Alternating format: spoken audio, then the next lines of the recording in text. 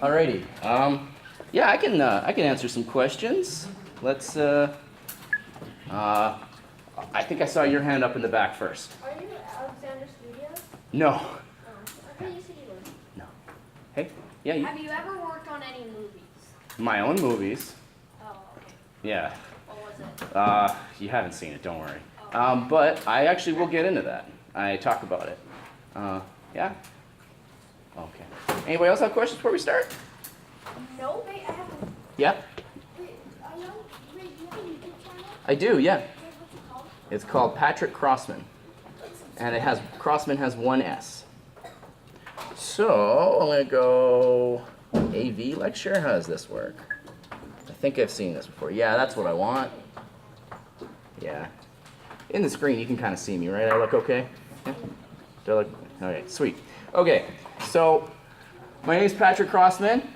Hope you guys are enjoying stop motion animation. It's one of my favorite things to do. And today I'm going to talk about some things that you might not think you're capable of already. And it's pretty amazing what you can accomplish. Hey guys. So I'm going to show you guys a video that I made in about 2 minutes from now, and it's a short film. It's a short claymation that I made with a few friends, and then I'm going to talk about animation principles and telling a story and projects at the end and working together. So this is what I've been up to in the last 5 years. On the top right-hand side, you can see I'm telling some jokes. I like doing stand-up comedy as a hobby. And on the left-hand side, you can see that I've got a little video game that I made a few years ago with some friends. Wouldn't have been able to do it without my friends. And then there's some 3D models in the center that I made. Yeah? Can you play that video game on any device? It was back in the, I made it in 2012, and it was exclusively for the Windows phone. But it's actually, we've since been working to port it to Unity. And have you guys ever heard of the Unity game engine? Yeah, it's cool. It is a bit above your age, I think. But yeah, hey. Why don't you have a beard right now? Well, I decided to shave it. You have stubble. Yeah, actually, I'm getting married in 3 weeks, so I shaved. Yeah. Oh, thank you. Yeah. Yeah, then in the middle there's a picture of my broken arm. I have a whole bunch of metal in my arm. It's pretty heavy now. And yeah, I got that when I broke my arm while rollerblading. So be careful in skate parks. Yeah. All right, so I think we can move on. What I currently do right now is I work for IBM, and I'm a technical analyst, and it's kind of boring. I would much rather be making stop motion animation or working on films full time. But one day I will eventually move towards that direction. But in the meantime, I have a mortgage. So yeah, those are a bunch of concepts. So anyway, let's take a look at this movie that I made.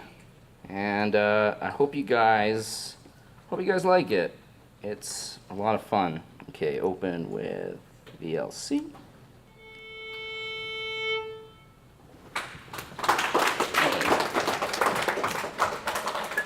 Thank you. Appreciate that. You guys have any questions about it or anything? Yeah, sure. Yeah, we shot most of it over a 4-day period in a friend's apartment, and it was between the 5 of us working on it, we spent roughly, I want to say 140 hours collectively over the 5 days. And then in editing, I've probably put in about 25 hours of work. With the sound, maybe another few. Yeah. What inspired you to do this? Yeah, the artist, the animator Faye, this lady here on the left-hand side, she's Métis, and she's also very involved with agriculture, and she kind of wants to work for like renewable resources, and potentially we're gonna try and use this video to get funding and potentially make like longer films, maybe like 10-minute things that could be aired on TV. Yeah. So about oh sorry, yeah, you little buddy. How many frames? Yeah, nice, good question. The animation was roughly 1,000 frames, and the credits at the end, that was 1,500 frames. So yeah, we actually played The credits were longer than the movie? yeah, but the credits is a good question. The credits were actually we played the credits back at full speed, 100% speed, 24 frames a second, and then the animation, the actual claymation part, we only animated at 50% speed. So every picture, instead of taking, 1 second was actually worth 2 seconds of animation. And I don't know, were you able to notice? Did the animation still look pretty smooth? Yeah. That's so you can get away with that a lot. I'm actually going to talk a bit more about that on one slide down the road. So with as you can see, this forest that we made is just paper towel tubes, and then we painted them. And there's a lot of things like this that you can get for free that make really great props. And then that's for scale. That's our fox, how big he is. And we made 2 sets. Oh yeah, this is us doing. This is us on the actually animating on the right. That's cool. Yeah, that's how we set the stage up. I do recommend if you guys make, when you do make like a larger scale one, you want to be able to have a dedicated space for it that you can leave and come back to. See how like we have it up on a table so we're not bending over too much or on our knees, and then everybody can be comfortable while they work. Then after that, this is us just Heather on the right-hand side making some food for everybody, and we were all part of a team. So Heather really likes cooking, so she offered to cook for everybody throughout the weekend, and that was really great. And I like doing lighting, and so I did all that. And we really were able to thrive with teamwork. Did somebody have their hand up a second ago? Oh, that's all good. No worries. Yeah, so that's Faye on the left, and then there's my friend Miklos on the right. He helped out with building the set, as well as also the voice of the owl. Also, if you see here on the left, that's how big for scale our wide set was. You know, the one where you could see the tiny characters chasing each other? Yeah. So that's how big this was, and it took more time to make this thing than it did to shoot the animation. So Makes sense. yeah, totally. And so animation is always a bunch of setup, and then it's just fun when you actually get everything set and you can start clicking away. Yep. What was your favorite thing about it? Oh, favorite thing I'd have to say was working with my friends. We were locked up in that room for 4 days in a row, and we all had a great time, and we became better friends because of it. Yeah. Now, have you guys heard of the animation principles? Sorry? Yeah.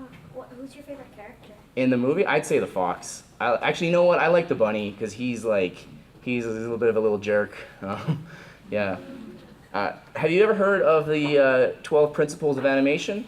No. So if you ever want, I'd suggest sometime you can just go look up principles of animation, and you'll get a Wikipedia page, and you'll see references. It's something that Disney animators came up with a long time ago, probably around the time that they were doing Snow White and stuff, and the Seven Dwarfs. That's not the same story. Yeah, anyway, they were doing that. So I'm only going to talk about 2 principles of animation, and that is anticipation and follow-through. And these are the most important things, in my opinion, to sell an animated bit. Because, as you see up here with the baseball pitcher, right, I mean, you could imagine this is a pitch right here, right? This guy lifts up his leg and he throws it. But, I mean, if you were going to animate this, that'd be kind of boring to just watch somebody throw a ball like that. So instead, if you were going to animate your character, he'd probably, warm up his shoulders for a second, go like this, and then, one of these, and then, so it's a lot more exciting when you have a build-up towards something. And that doesn't just happen to mean when you're doing something like, when you're just animating a character walking through a room. It could be, it's a principle to even live by with storytelling, is that you gotta earn your payoff. People will get your joke if you set it up properly. So you have to take a little bit of time to set things up in your character, and to let things play out on screen. Yeah, so if your anticipation is the question, your follow-through is the answer. And same with the setup and punchline, if you guys are familiar with jokes. Like not, like, I'm going to try and tell a joke, that'd be... Yeah, so this is about as technical as I want to get with a talk, but I just want you guys, if you're going to continue doing animation stuff, try and think about these two things visually. Did I make, if there's a big moment in your animation, did I make the audience anticipate what was going to happen, and did I let it follow through? So the next thing I want to talk about is how important it is to tell a story. Storytelling is one of the oldest human traditions. It's the best way to get someone to listen to you, is to tell a good story. You know, a good story is concise, it makes sense, and it ends somewhere new. You start someplace, you start in one world, and you end up in a whole different world. It could be the same world, it could still be your house, but you've changed something. Something has changed. And, you know, do you guys know what a metaphor is? Yeah. Yeah, right on. So, like, you know, it's a comparison between two things. A simile is when you use like or as, but you can still use like or as in a metaphor. And a metaphor can be not just a sentence. A metaphor can be a big, like, your entire short film could be a metaphor for something. So, you know, like, the metaphor for how hard it is to get out of bed, you could just make, you know, like like some kind of character who's, I don't know. Like kind of Greg Heffley from Diary of the Wimpy Kid. Yeah, exactly, yeah. And so, like, yeah, good call. So yeah, like, I want you guys to think about that as you move forward, because when you get an idea for a story that you want to tell, or a metaphor, or something, it's just going to come to you all at once, or maybe it won't. You might have to work at writing the story out, but once you have a story that you want to tell, it's pretty hard to do it alone. Working alone is tough. It's best to have a team, and you guys are all on a pretty same playing field now. We all know some basic stuff, and if you were to collaborate, you know, in groups of 3 or 4 or 5 or 2 or 6, you can get so much done in the future, or even, you know, in here. And there's no reason why your storytelling has to stop here after you leave this camp. You know, I'm sure you guys have an iPad or a parent's phone laying around, and those things are better. Like, that is better technology than for making a stop motion than they had 30 years ago. So, I mean, you guys have so much power. Hey. What did they have 30 years ago? They had film cameras, and they were good cameras, but they weren't as technically good as what we have carrying around in our pocket. Like this thing right here shoots 4K, which is like if HD is this big, 4K is like that big, and then 10 years ago, even just 15 years ago, we were at standard def, which was that high, and then below that, things were technically, so we've gone from images about this big to images this big, and the clarity of what you see is that's why things look so sharp and nice. But you guys wouldn't know, you don't remember grainy TV. That's okay. So, joke for the back there. So, but what I want to say is, when you guys go to make a team, as you get better at this stuff, you'll become more specialized in the things that you like. So for me, I really like taking pictures and setting up lights. And some of your friends, some of you guys might really like being the one that moves the character or paints the background. And it's really good to have a talk about that beforehand. And then you can accomplish so much together. And as long as you make a plan and then try to accomplish that plan, you're gonna be successful. It's just the effort and the work. And if you guys are willing to put in that work, you can get to pretty amazing things. So now the motivational part of this is kind of done. I just want to talk to you guys about some little tips if you're going to move on and make these things in your parents' basement or something. By the way, if any of your parents have an unfinished basement, that is an ideal location for a stop motion animation, because you can set up lights and there's nobody there and no one's going to move anything. So you can set up your entire thing and make it and have it there for 3 weeks, and then you can make your masterpiece. So and I mean, that's the big thing is you want to be able to take your time on things and never have to rush. Yeah, So first tip I want to give you guys, use a tripod, because as soon as you start moving the camera around, you're going to lose the, you lose the, what's it called? The suspension of disbelief. It looks like somebody's just taking pictures while moving around. So see over here, I got a $5 tripod that you can find or make your parents buy off of Amazon. And it's, yeah, and you can, yeah, like, I mean, little tripods like that are great because you can strap a phone to them, or you can put you could put like a little camera on it. All you need is something that takes pictures, and you can just make so much happen. The next thing I want to say is plan your shoot. I've been going through this a bit. You just want to figure out what it takes for your shots. You see up here on the right-hand side? Yeah. These are storyboards that I drew. So I drew 22 storyboards for the movie that we just watched. And every single one had, it was just a little triangle to show that there was the fox in frame, or a little circle with bunny ears to show that it was the bunny in frame. And it made it so that when we were tired and it was 2 a.m. and we still wanted to get a couple more shots, all we had to do was look at the storyboards and say, which is the one that we have, which ones haven't we done yet? So that's a big thing. Make a list, make storyboards, prepare, make a plan. And that's, it pays off a lot. Also, for calculating pictures, it's cool that you asked about the number of pictures, because that is something you should plan ahead for. And it's not hard to do. 24 frames a second, how many seconds do you need? 10 seconds, 240. And you figure that out, and then you can, you know how long, you can estimate how long it's going to take for you to do things. Then the last thing I want to say is tell a story.